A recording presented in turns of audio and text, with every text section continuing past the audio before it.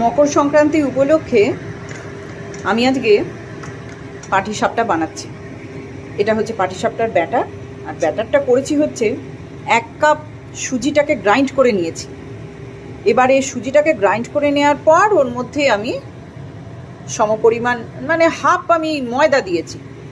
ময়দা দিয়ে ওটাকে একটু নলেন গুড় দিয়ে প্রায় 1 ঘন্টা মতো রেস্টে রেখেছিলাম।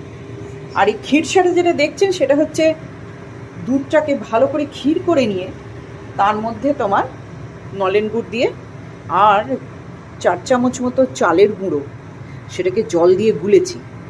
আর 10 টাকার যে আমুল স্প্রে গুলো পাওয়া যায় না, সেগুলো জলে গুলে এর মধ্যে মিশিয়ে দিয়েছিলাম, মানে ওই দুধটার মধ্যে, যার ফলে এরম একটা ঘন সন্দেশের আকার নেয়। এইবার তৈরি করার পালা। এই দেখুন, অয়েল ব্রাশ করে দেওয়ার পর আমি পাটিসাপটাটা তেলের মধ্যে ছেড়ে দেব। একটু জালি জালি মতো হয়ে গেলে আমি এর মধ্যে ক্ষীরসাটা দেব। আমার নিজের হাতের তৈরি ক্ষীরসা।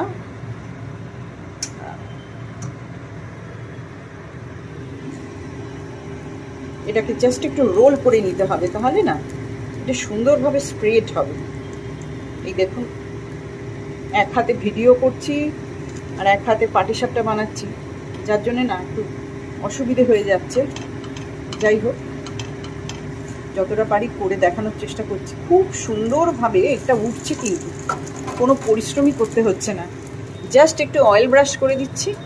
আর পাটিসাপটা পিঠে তৈরি করা সব থেকে সোজা, মানে পিঠেগুলোর মধ্যে যদি সব থেকে ফাঁকিবাজের কিছু হয় সেটা হচ্ছে পাটিসাপটা তৈরি। কিন্তু যদি ক্ষীরের তৈরি করেন, মানে ক্ষীরের পুর দিয়ে, আর যদি বাড়ির তৈরি হয় তবে কিন্তু খাটনি আছে। যাই হোক, ওভারঅল আমার অনেকগুলি পাটিসাপটা হয়েছে ক্ষীর দিয়ে। নারকেলটা অনেকে প্রেফার করে না, আমরাও করি না, কিন্তু ক্ষীরটা করলে একটা অভিজাত ব্যাপার হয় আর কি। যাই হোক, একটা একটা করে পাটিসাপটা ভাজছি, আর তৈরি হয়ে গেলে ছবি দিয়ে আপলোড করব।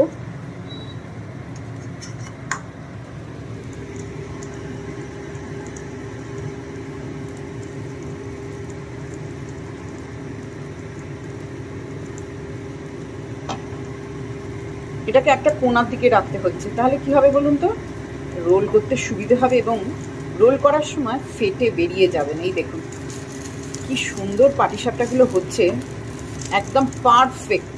অবশ্যই এর মধ্যে